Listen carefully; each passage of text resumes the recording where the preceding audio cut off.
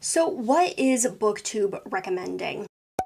We're seeing a lot of discourse on Booktube and Book Talk about what people recommend on those channels and about how everybody is recommending the same things over and over again. It's very cyclical, and we're just getting really tired of seeing the same recommendations, or people that only have taste in what's super popular, especially with the rise of Book Talk and Romantasy, or just romance in general, and just the rise of reading as a whole. So today I'm going to get to the bottom of it, and I'm going to be analyzing what Booktube has been recommending for the sci-fi fantasy sphere for the last year. So with the rise of Booktube, Book Talk, reading, the publishing sphere has really geared itself towards this new community of big spenders. And especially in the fantasy sphere, the sci-fi fantasy sphere, there have just been a lot of complaints with the quality of books that are coming out, the marketing around those books, and just like the quality of what people are recommending and enjoying. I want to see, what are people actually recommending to each other? Is it certain people that are recommending those that just happen to be louder and more prominent than everybody else? So to do this, I YouTube searched book recommendations for science fiction and fantasy alone, and then sci-fi alone, and I pulled as many as I can. The YouTube algorithm is not great. The Booktube YouTube selection searching feature, not great, but I was able to compile 50 from the last year, and I'm starting to go through them and to just write down every single book that people recommend. Pretty soon I will have a list of what are the top recommendations, what are the subcategories, all that fun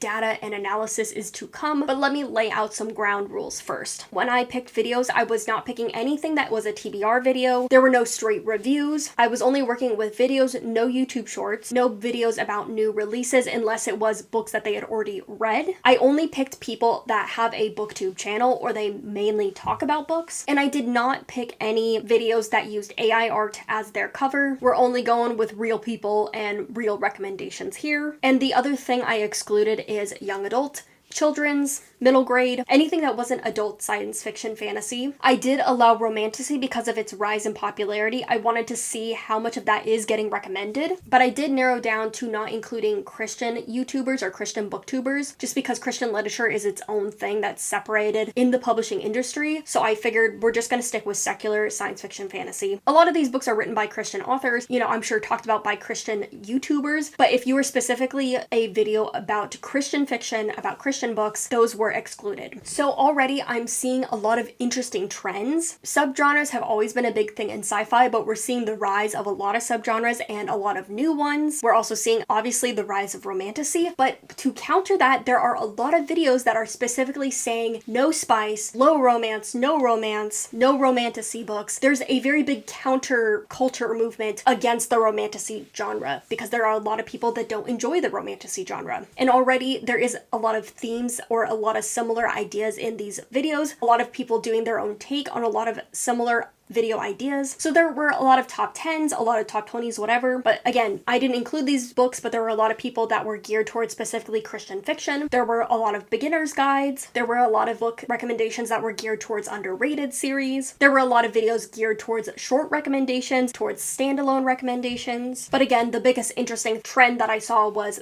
Romantasy and then the anti-romance videos kind of paired up against each other. While there is a rise in subgenre and people talking about the different subgenres of fantasy and sci-fi, there's not a lot of videos in the past year that have been, these are my top 10 grimdarks, or you want to get into grimdark, here's what you read. Subgenres tend to be included in larger lists with larger themes. Even popular genres like cozy fantasy are not getting dedicated videos anymore. They seem to be contained in recommendations. I've watched a couple of the videos so far. Those are just my general thoughts compiling the list, but now I'm going to get into going through the list, creating the stats, and we will check back in to see what else we can figure out about what people are recommending and see if it's really so different from our opinions of what we think is being recommended. Stats. We scream for the statistics, and oh boy is it interesting. Whenever we deliver good and bad news, I feel like most people want the bad news first, so we're gonna go over that. So that's gonna be ethnicity, nationality, LGBT characters and themes, and gender of the authors. I don't want to say this is a bad statistic. The statistic itself is neutral, but spoiler alert, if you've watched any of my Goodreads videos, the nationality and ethnicity of authors that we are recommending in this year are not great. But before we get into that, let's go over what I have here. I compiled 55 videos across creators, across popularity of the last 12 months. My 55 videos got bumped down to 50 because 5 of those videos were not applicable to the data that I wanted. But at the end, I had 50 videos and I had 450 books recommended to me. Those 450 books got bumped down to 25. 25 of those books were young adult. They were not on Goodreads, i.e. they were like way out of print or just something odd about them. And then some like Christian fiction titles that slipped in there. But if we look at the 450, that means that people are recommending about 9 books per video. We had some videos that were recommended like 50, 60 books max. Those were kind of like the breakdowns and beginner guides. And then we had some recommendation lists that ended up being like 3 or 4 picks just because they recommended a lot of young adult or children's titles. So the big middle ground, the median, is about 9 books per video. And like I said before, there is a lot less subcategories. People are doing thematic videos. They're doing videos about a specific theme or topic. Queer sci-fi books, books with little to no romance. There's those themes, but there's not a lot that are talking about tropes. There's not a lot talking about specific subcategories, so we're not getting those cozy videos anymore. Most of the time it's my top 10 sci-fi, my top 10 fantasy, my top 10 SFF that I read this year, or whatever it may be, containing the subcategories, containing the tropes. Maybe that trope talk is more geared towards TikTok or shorter form videos when you have to get a point across very quickly, but I'm not seeing it pop up in here. So let's get into what our author demographics looked like. For ethnicity, 79, almost 80% of the authors were white. So about 20% of the authors are people of color. From that, the majority are African American or Asian, with only a couple people of Indigenous, Latinx, or Middle Eastern heritage. This is interesting to me. If you don't know, I made these videos discussing Goodreads, and I broke down their community challenges that they've been doing over the past couple months. And one of the first challenges they had was the Epic Quest Reading Achievement, which was based on the last 3 years of fantasy picks. And so now that I have the stats for that, I can kind of track the difference. I remember I said that this wasn't the best statistic, but the Goodreads author ethnicity is 70% white. So we're seeing more diversity from Goodreads, who I complained about, than our Booktube counterparts. Up ahead, nationality is looking very white, very Western, very English speaking. 300 books, or 70%, are American. The other big chunk with 15, almost 16%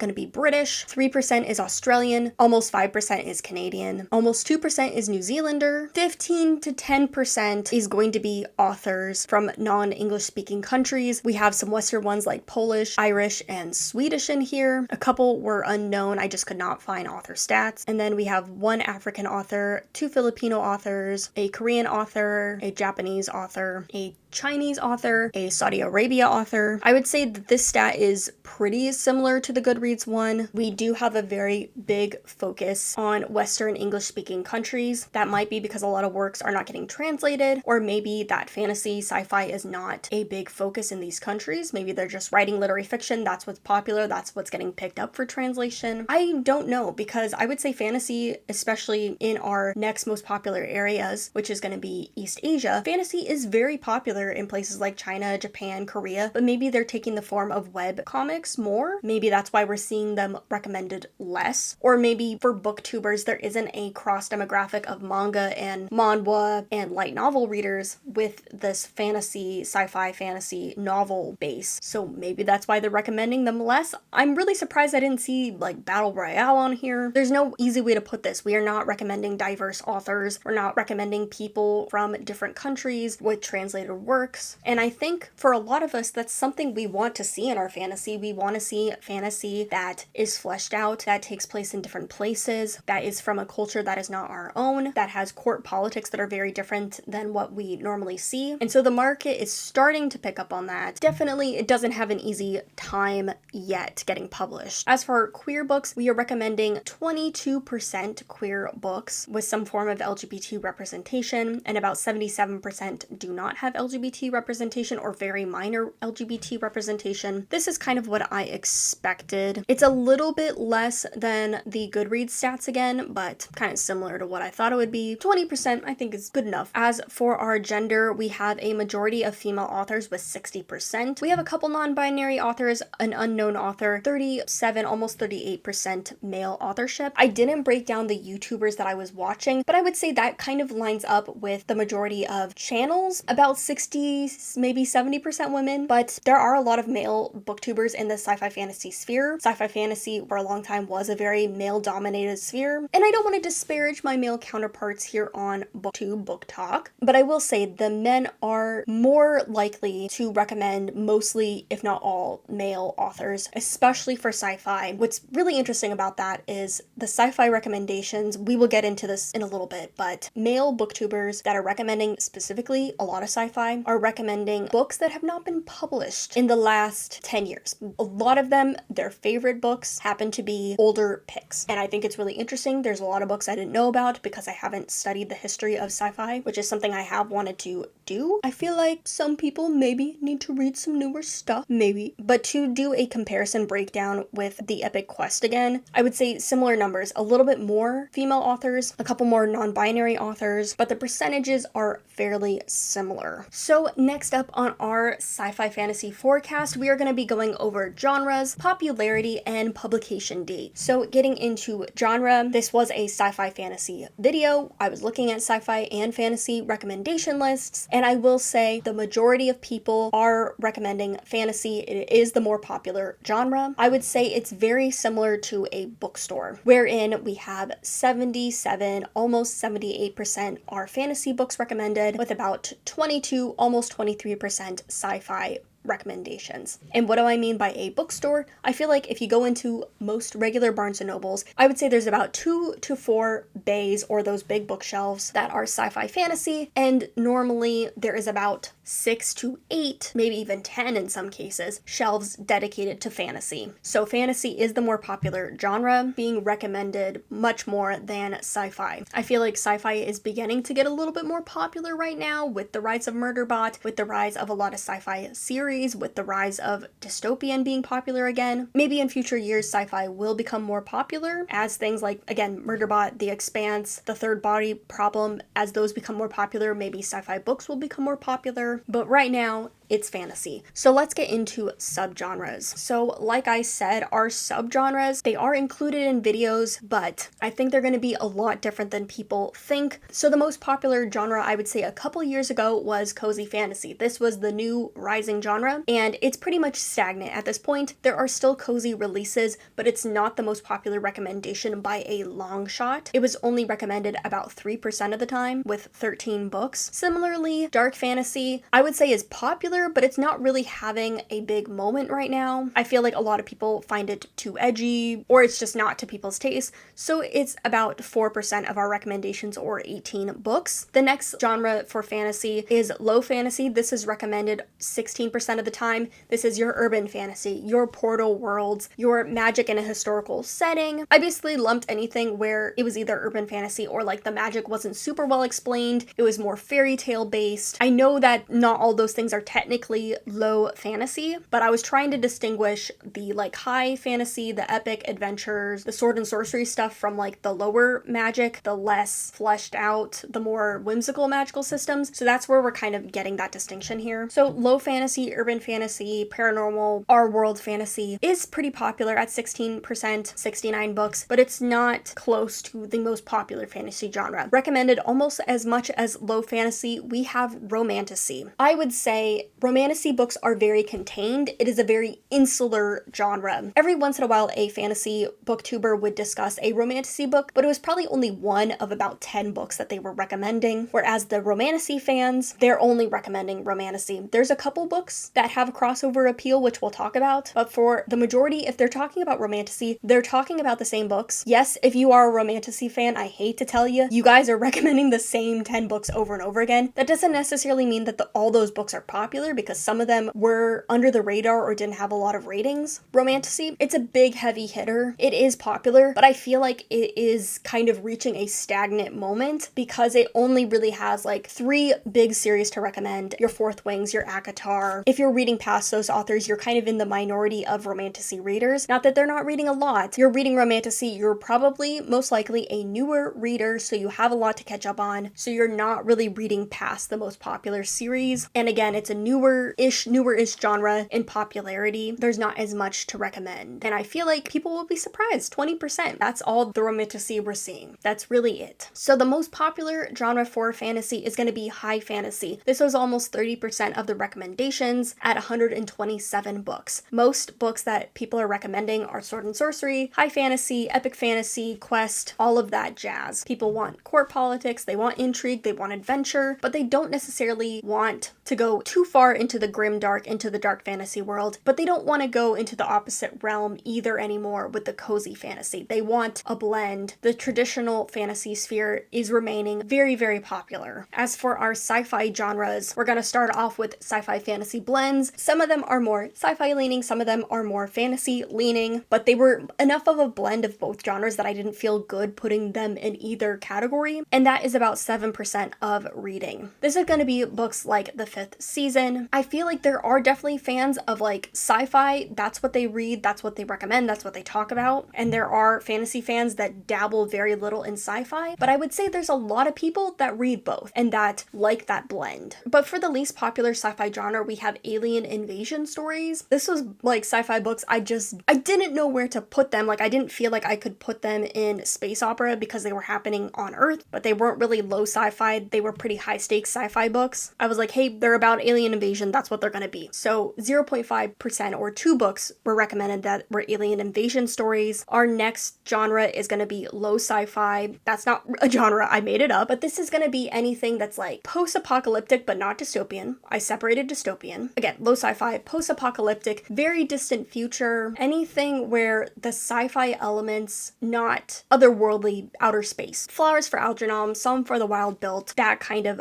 vibe. And for that, it's going to be 19 books or almost 5% of reading. The next genre for sci-fi at 5% or 22 books is going to be dystopian. I separated that from low sci-fi because I know that there's been a rise in dystopian and I really wanted to track that and see. I think this genre is going to be even more popular going forward. I think there's a lot of people that don't read sci-fi fantasy, that don't read sci-fi, that are picking up dystopians now. Parable of the Sower, I Who Have Never Known Men, 1984. Those are books that are hit books right now, some of them older, some of them newer, and I think we're going to see an uptick in readership for those genres, especially among people that don't necessarily read a lot of sci-fi fantasy. But the biggest genre for science fiction is similar to fantasy, which in being space opera, military, in space, high sci-fi, whatever you want to call it. Basically the counterpart to fantasy. So this can be very scientific, this can be very military, but it could also be like space opera, Star Wars-esque, but I just combined them because I wanted to see what was taking place in our world and what was happening up in the sky. So about 8, almost 9%, 37 books were that genre. So even though it is the most popular genre, it is still less than low fantasy, it's still less than romantasy, but as things like The Expanse, things like Murderbot become popular in the cultural zeitgeist, I think that we're going to see more of these books. So now let's get into popularity. This was one of the most interesting categories for me and what I was really interested in, and so I broke it down into 6 different categories. So we have classics. These are books that were published before the year 1980 and have over 100,000 ratings on Goodreads. These are going to be books like The Hobbit, Ubik, Dune, The Martian Chronicles, big heavy hitters that we know that people read outside of the sci-fi fantasy bubble. Because, spoiler alert, sci-fi fantasy is a very niche genre on Booktube. It doesn't seem like that because I think a lot of people that read a lot of different things are going to read some sci-fi and going to read some fantasy, but dedicated people that are just talking about sci-fi fantasy books, we are a small community, my friends. Next, we have modern classics, any books that were published after 1981 and between 2010. I don't know what to say besides 2010 seems like a good cutoff year. If you have more than 100,000 ratings on Goodreads, it kind of shows that you have lasting power and you're going to be in the cultural zeitgeist. So our modern classics are books like Wheel of Time, Mistborn, Parable of the Sower, Game of Thrones. So these are going to be books that were written in the 80s, 90s, 2000s that are popular, have remained remain popular, and let me tell you, they were recommended a lot. But going into popularity outside of publishing, we have our underrated titles, which was books that were 10,000 and below. For books rated under 10,000, it was mostly new books that have been published in the last 3 years. Grave Empire, Moonbound, Stargust Grail. Yeah, it's a lot of sci-fi. But I would say most of the other books are like between 2021 and 2022. Some of them might be indie titles or self-published titles, but the majority of them are just new books. Our next category is known. This is books between 10,000 and 100,000 views. Particular one I might have shot myself in the foot with, because I feel like there is a big difference between like 17,000 views and like 60,000 views and ratings, but that's the one I went with. They are known books, I would say, in the sci-fi fantasy sphere. They're books that you see recommended. They're books you recognize, but they're not the big books, the ones you see all the time. It's going to be books like Spear Cuts Through Water, The Adventures of Amina al-Sarafi, Daughter of the Forest, Jade City. Popular books, well-known books, but have not kind of gone past the sci-fi fantasy bubble again. So there's a lot that are known, a lot that are recommended, but there are some hidden gems in here. For our next category, we have Booktube favorites. This is anything that has 100,000 views or more to 1 million. These are the books you see recommended a ton and that have probably broken into non-sci-fi fantasy readership, so that are going to be popular across Booktube, that are popular with people reading outside sci-fi fantasy. It's going to be books like Gideon of the Night, The Fifth Season, One Dark Window, The Poppy War. These are the Booktube darlings, the Booktube favorites. They are someone's favorite book. They will be recommended, even though we all know about them already. And for our final category, anything that has over 1 million ratings, these are beyond Booktube. These are being read by everybody. Your mother, the poor schmuck on the road that doesn't know anything about books. He's heard about this book and he's reading it. Those books are part of the cultural zeitgeist. They have broken out of the sci-fi fantasy sphere, the bubble, and they're just popular with everybody. Those are going to be the books like ACOTAR, Fourth Wing, Song of Achilles, The Invisible Life of Addie LaRue. It is very uncommon for books to hit over 1 million readers, especially in this sphere. And unfortunately, they're the books that we don't necessarily want to recommend. And so let's look at popularity. Let's go to what we last talked about, which is beyond Booktube. ACOTAR, Fourth Wing, the books you don't want to hear about anymore because you know about them and you're either going to read them or you're not. They're not being recommended that much. Yay! Those books were recommended 17 times, about 4%. So I'm very proud of this. I will say, for Romantasy recommendations, if a person wasn't recommending ACOTAR or Fourth Wing, they did disclaim it or talk about it. For the majority of our sci-fi fantasy sphere, we're not discussing those books, which we don't need to recommend them. I can't say the same for our classics and modern classics. 5% of our reading, or 22%, people recommend classics. They're recommending The Hobbit, they're recommending Dune. Again, these books were written before 1980. We know about them if they've remained in the cultural zeitgeist this long and have remained this popular for this long. Modern classics, again, books like Mistborn, Wheel of Time, books that have remained popular. I feel like there are authors that come and go in this sphere, like Terry Pratchett, Octavia Butler, people that come in and out of the cultural zeitgeist, but I can't get too mad because it's only about 13% of our recommendations, 54 books. It's not the majority. But let's get into the biggest categories, which are going to be the known books category and the Booktube favorites. For a long time when I was doing this stats, Booktube favorites was winning for a majority of the time. I was really worried that everything that people recommended was going to be Booktube favorites. Booktube favorites were recommended 136 times, or 32% of our reading, and the known books were similarly recommended 32% of the reading, or 137 books. So Booktube favorites, known books, I get why people are talking about them, especially if they're doing my favorite books kind of thing. You're going to end up talking about books that are pretty popular. I know if I made my sci-fi fantasy top 10, it would have The Fifth Season, it would have Gideon of the Ninth on there, but maybe that is a suggestion that we as booktubers should get away from recommending our top 10s. It's hard because I feel like those top 10 videos, they do really, really well. So I get why we're trying to appeal to the YouTube algorithm, but also I don't know how helpful they are actually being for underrated books. This is the category I was most interested in, trying to see how many books are recommended that don't have a lot of viewership,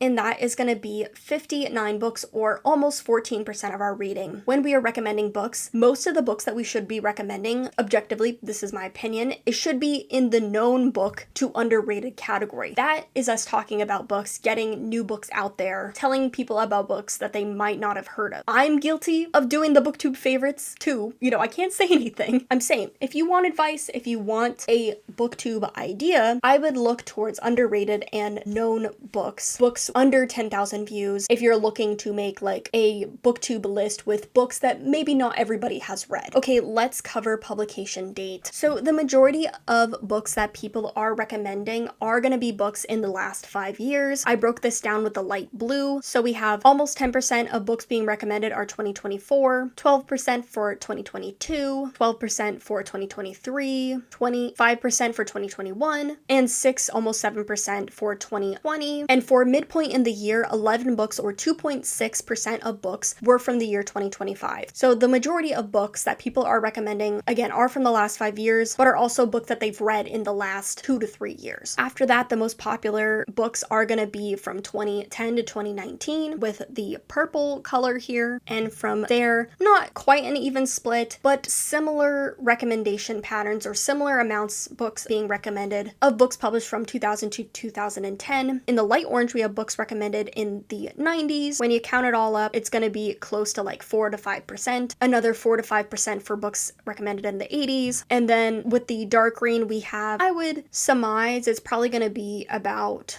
7 to 8% of the book are going to be recommended from books that were published in the 70s or before. So yes, new books, they are popular. The old books aren't going away. People are still talking about them. Those classic books are still here. But most of the time, if you're discussing books, they're going to be published in the last 10 years. And if not, most likely the last 15 years. So let us get into the authors and the books themselves. What books were recommended the most? What authors were recommended the most? So this is really interesting because I feel like the books that were recommended, the authors that were recommended the most, are not necessarily the books that are the booktube favorites, the booktube darlings. Yes, those people did pop up a lot, but a lot of the known books, the books that are in the popular sci-fi fantasy zeitgeist but aren't necessarily being read outside of our bubble, those books and authors probably ended up being the majority of what people recommended over and over and over again. So let's go over books that had 4 or more recommendations. We have The Sword of Kaigen, we have Quicksilver for Romantasy, we have Gideon of the Ninth, we have another Romantasy with Book of Azrael, we have Assassin's Apprentice, Piranesi was also recommended 4 times, Will of the Many, a new favorite, being recommended 4 times, and we have The Poppy War. So some of these are modern classics, a couple of these are booktube favorites, but the majority, again, are in the known books category. They're books I recommend that people should be recommending. For books with 5 or more, we have Tress of the Emerald Sea, One Dark Window, especially One Dark Window has appeal among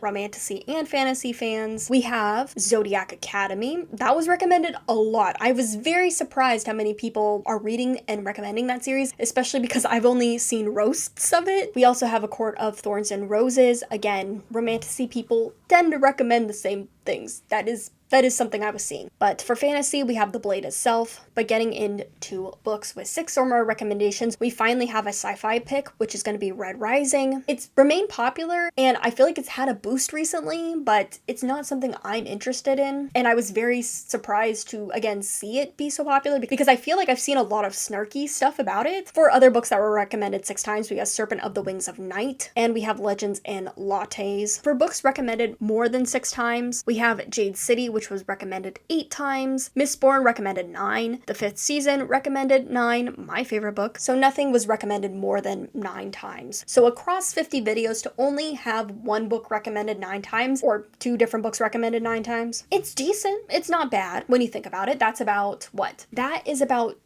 20% of our recommendations are recommending the same popular titles. So Mistborn, Jade City, and The 5th Season. What do they have in common? They're all high fantasy. Sorry, Sci-Fi, you're not getting recommended more than once per video for the most part. Even Murderbot was only recommended 3 times, and it's got a whole TV series. I feel like Mistborn, Jade City, and The 5th Season have wide appeal. Jade City is a popular fantasy trilogy. It's completed. I feel like it's also popular with people that are new to fantasy, that are looking for blended fantasy because it has crime elements, noir elements, fast, high-paced adventure, high fantasy. Mistborn, high-paced adventure fantasy. It's been in the cultural zeitgeist. It's part of Brandon Sanderson's world. He's immensely popular. It's the first book people recommend of Brandon Sanderson. The 5th Season, widely acclaimed. Great for literary readers, great for sci-fi, great for fantasy readers, great for people when they want to recommend one African-American author and don't want to look like they only recommend white authors. Hey, it's my favorite series. I will recommend it till the day the cows come home. But if that's the only sci-fi fantasy book by a Black author you're recommending, I don't want to say it says something, but as someone who's trying to read more African American authors in sci-fi fantasy, I will say you have to do a little bit more digging if you're trying to be conscientious of what you're reading. But before we go into author stats, I thought it would be really interesting to look at the stats for how many books are being recommended by booktubers, and is there any crossover for the Goodreads challenges. These are the books that Goodreads is saying is the most popular among us, or at least among their readership, but how many of those books are actually being recommended by booktubers right now? So we're going to do a little cross comparison with the Epic Quest Goodreads. We're going to look at the Buzzy Books list. That was the 2024 most popular books. And we're going to look at the most popular, what's the list? There's a list that was just posted that is like the most popular books of the year so far. So we're going to cross comparison and look at those and see if they were actually recommended. Oh, I'm having a good chuckle here. I decided to only look at 2 of the Goodreads charts. So I didn't go into the Epic Quest and I didn't go into the Romantasy one just because there hasn't been a sci-fi list made yet. So I wanted to keep it fair. So we're only going to be looking at Buzzy Books, which was the top titles for every genre for 2024. So they listed the top 12 books and had it sectioned off by genre. And then they have a very similar list for what people are currently reading in 2025. I have so many thoughts about this. This is definitely going to be making a comeback in my Goodreads video because there's things to discuss here that are more related to Goodreads. But I will say, Goodreads, I've been saying that you've been miscategorizing books. I've been saying that you're not representing what us genre readers are reading, and I am right. I am so right. I know a lot of people were like, hey, it's not really that important, it doesn't matter. But yes, it does that they miscategorize things because this doesn't represent what fantasy fans are reading, what sci-fi fans are reading, because of those genre distinctions. This is the result. The result is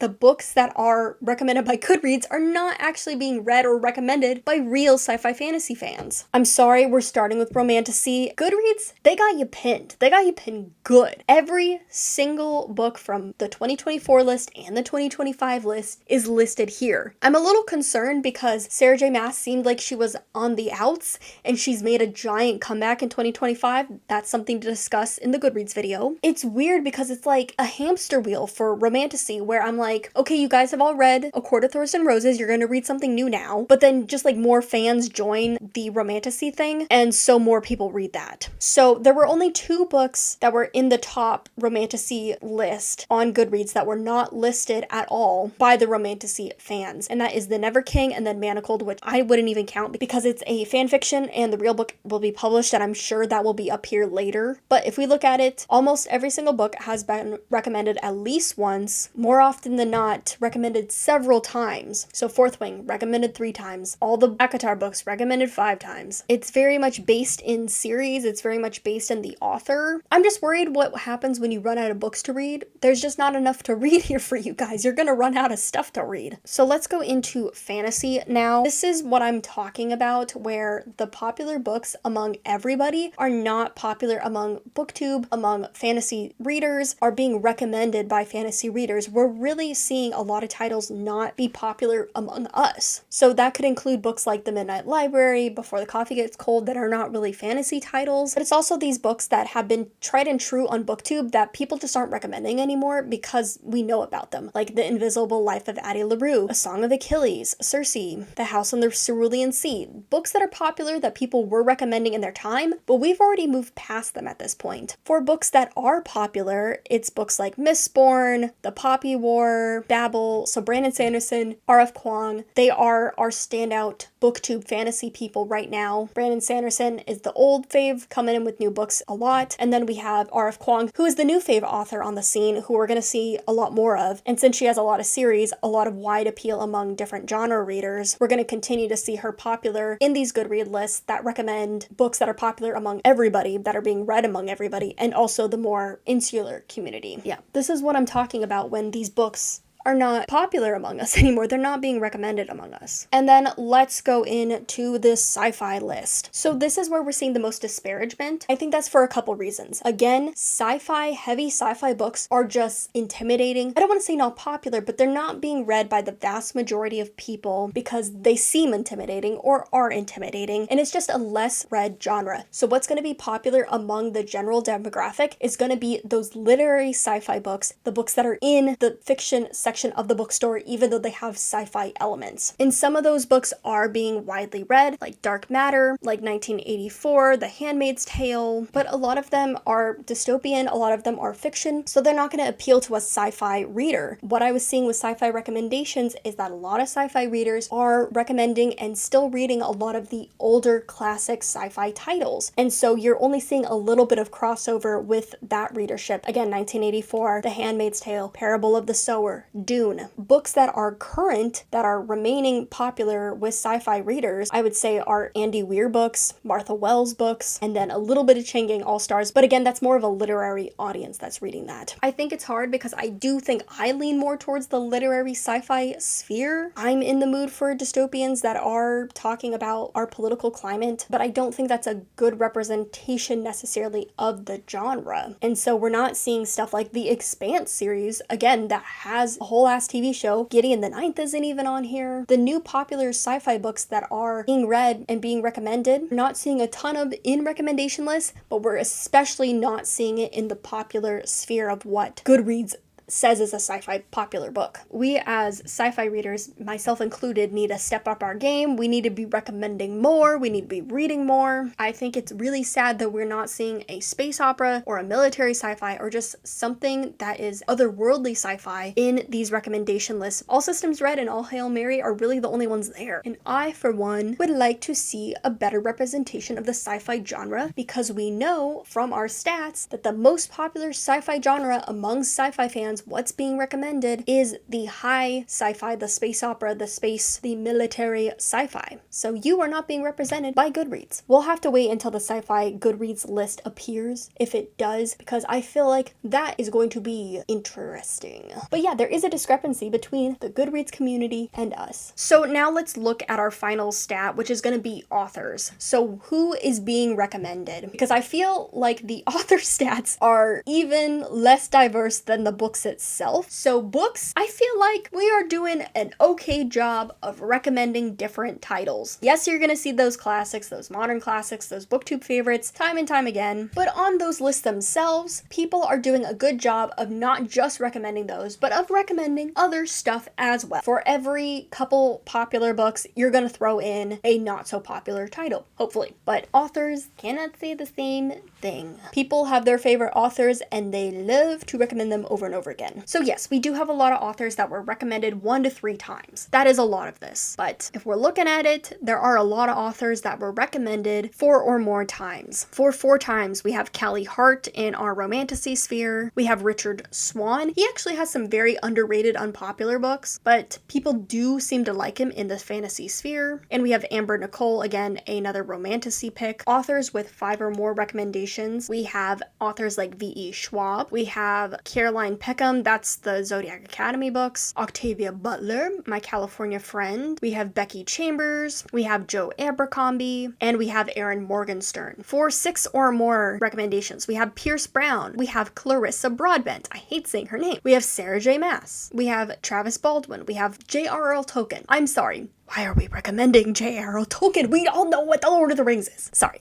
I love Lord of the Rings, but I don't feel the need to recommend it. For 7 or more, we have M.L. Wang, who is a new-ish author joining the sphere. I would say if you're looking for the hot new author, M.L. Wang might be up there. We have Rachel Gillig, another author that's becoming very popular, and I stan her views on AI. And then R.F. Kuang, another author that is entering the cultural zeitgeist and becoming very popular with people outside of sci-fi sci-fi fantasy. With 8 or more recommendations, we have Shannon Chakraborty, Fonda Lee, and that's it. And then for our most popular authors, we have N.K. Jemisin. Ding, ding, ding, ding. I say my favorite author, but I've only read one series and her short story collection by her. I know I'm gonna like the rest of her stuff. I'm so excited to read her backlist, and I'm so excited she's being recommended, mostly for the 5th season, but other stuff as well. She is a popular author. She is not a modern classic yet. I think she and her books are soon to be. And of course, the big man himself, the man who has written so many fantasy books, been popular in the 2000s and has remained popular as he continues to release popular series like Mistborn, The Way of Kings, Tress of the Emerald Sea, another popular title. So many popular titles. We got Brandon Sanderson. Personally, for me, I read Mistborn, I enjoyed it, but I don't feel the need to read any more Brandon Sanderson books. He seems like a nice, genuine man, but he's a part of the Mormon Church, and I personally don't want my money to go to anti-LGBT legislation, because that's what the Mormon Church is supporting. And just a lot of other stuff that is in the Christian, nationalist, evangelical sphere. If you do, and you feel fine reading, promoting him, it's not a big deal to you, whatever, I don't care that much, but he's not someone I'm particularly feel the need to recommend because 1, everybody knows him, and 2, those other personal reasons. But yeah, if you're recommending Brandon Sanderson, you are not new. Everybody's recommending him. I'm sorry. It's 5% of your guys' recommendations. That is a lot. A lot. For 425 books, he's recommended 22 times. That's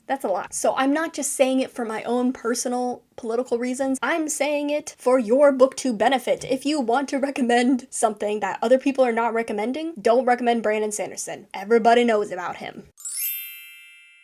So to kind of end this video, to end this statistic, I kind of did some fun awards wrap-up stuff, if you will. So we're gonna go over books that have a big crossover appeal and why they're being recommended so much. While tropes are kind of going down in popularity for recommendations, there is one genre that I think is starting to become popular, being recommended and popular among non-sci-fi fantasy readers. The new genre of choice, I believe, I'm forecasting, is gonna be dystopian. I believe amongst any genre, this is what we're gonna see a big rise in. Dystopian fantasy, dystopian sci-fi, maybe more dystopian sci-fi. I feel like this is going to be a good boost for the sci-fi genre because, again, it is a lot less popular than its fantasy counterpart, so this might boost a little bit more traction in the sci-fi sphere. But for our crossover appeal awards, we're first going to talk about the book that has a good crossover appeal for romantasy and fantasy fans, and that is going to be Jade City by Fonda Lee. Jade City, it's popular amongst fantasy fans. It was recommended a lot of times, but I was surprised to see it in a couple romantasy or romantasy leaning recommendation lists. So if you're someone that wants a little bit more romance in their fantasy, but not too much, if you are a romantasy fan that wants to get more into the fantasy sphere, it looks like a lot of romantasy people are enjoying Jade City. From what I know, Jade City is about relationship dynamics. There are romances, but there's a lot of like sibling and family dynamics. It's not the first book I would personally recommend to a romantasy reader because I would think of more like fairy tale, more romance leaning fantasy. But hey, maybe you want more action, you want more adventure. Jade City might be the book for you. For crossover appeal for our literary and fantasy fans, I picked Piranesi. Piranesi was recommended, I believe, 4 or 5 times. Very, very popular, and as a low fantasy, as a title with like fabulous themes, as a book in the fiction section of the bookstore, it is very popular among literary leaning fantasy fans. So if you want a literary fantasy, if you want a low fantasy, this is gonna be the book for you. It's a book I'm interested in as well, so let me know how it goes. But for our next award for sci-fi fantasy, we're doing the cross appeal of sci-fi and fantasy. But to bridge them all is going to be the 5th season by M.K. Jemisin, popular among a lot of people. It's a book we've been discussing this whole time. If you haven't read it and you want something that blends genre, if you want something that's a little bit sci-fi, a little bit fantasy, the 5th season is for you. I would say it starts off more sci-fi and slowly becomes more of a fantasy series as the books go on, but I feel like it has wide appeal because of how it bends different genres. And for our last award, we have crossover appeal for new fantasy fans. If you're coming from YA into adult, if you are coming from other genres into fantasy, you want a high epic fantasy, Mistborn is the book that people are going to recommend to you. As someone who has read Mistborn, I do think it is a good place to start. I would recommend it for that aspect. Like I said, you're going to be recommended Mistborn up the wazoo anyway, but that's the one that's most popular. So going forward into 2025, what are we going to be seeing? There There are some heavy hitters coming towards the end of the year, like Catabasis by R.F. Kuang. I think it's going to be very divisive like the rest of their titles. But we've also had a lot of heavy hitters for 2025 that I think we are going to start seeing in recommendations. The biggest one is going to be The Devils by Joe Abercrombie. I believe I saw this on Goodreads' picks. The Tainted Cup came out in 2024, but the sequel book I believe just came out. Robert Jackson Bennett is going to have his big moment on Booktube. The Tainted Cup has reached known status, as have the rest of his series, but I feel like some of these books are going to be elevated into Booktube favorites very, very soon. Grave Empire by Richard Swan. Again, he seems to be a sleeper hit. He's not as popular. He's very underrated, but he has remained consistent. And so I think we are going to see more recommendations for him. Watermoon is going to remain a hit. This is low fantasy. It has wide appeal amongst fantasy fans and amongst literary fiction and romance fans. So I think we're going to see a lot of people recommending and discussing Watermoon, especially in their end of the year wrap-ups. The River Has Roots, I think, again, another popular book, but maybe not as popular as How You Lose the Time War. Is that book even recommended?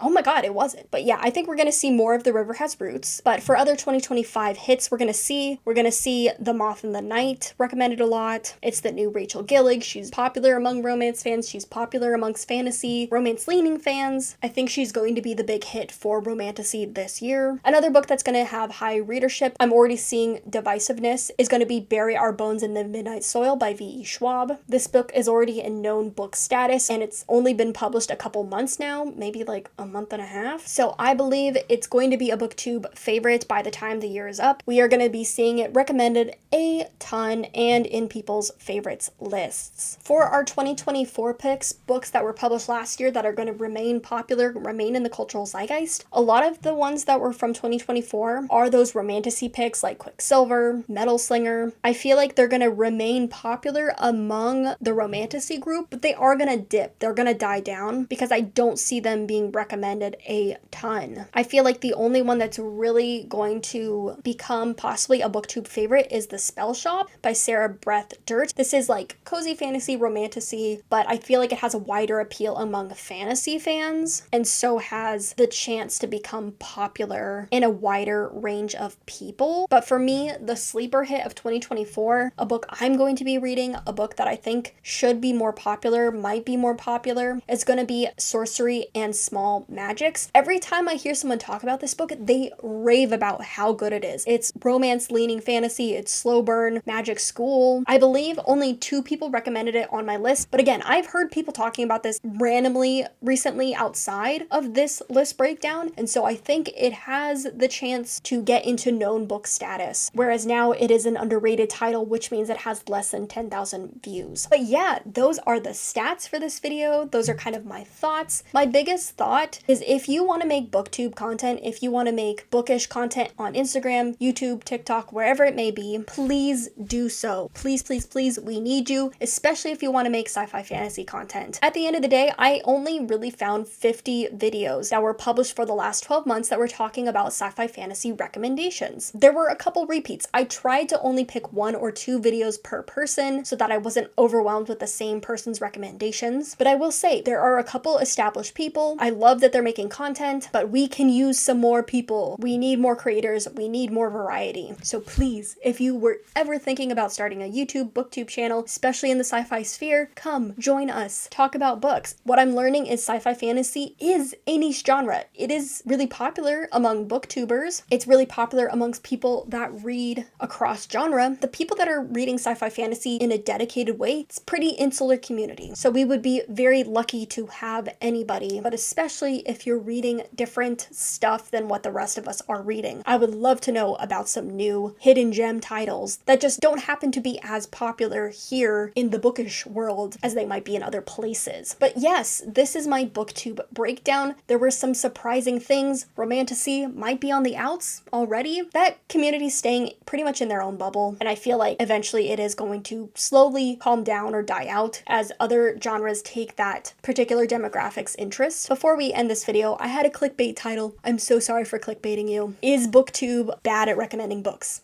Yes, sometimes. Some of the time. Yes, we are. Not entirely clickbait. We're recommending the same books. We're recommending the same authors. But I don't think it's as bad as people think it is. There are a lot of moments where people are recommending other underrated titles, but not super popular titles, and we gotta watch out for those and we gotta read them. Because the biggest thing is that if you want books you haven't heard of, you gotta be supporting those authors, you gotta be supporting those books, you gotta be reading them and recommending them, or else they're not gonna be known about. Who knows? Your review of a not known title may be that jumping off point where that book becomes super, super popular. Or even on a small level, your recommendation video of books with characters over the age of 50 might find one person a new favorite book of all time. While we are small and insular, while we are not always as diverse as we should be, there is power in the bookish sphere, and I don't want to negate that. So yes, come join us, come recommend some new stuff to us, but if you want to see this video for a different genre, perhaps, I would be open to that. But thank you so much for watching. I'll see you guys later, and happy reading!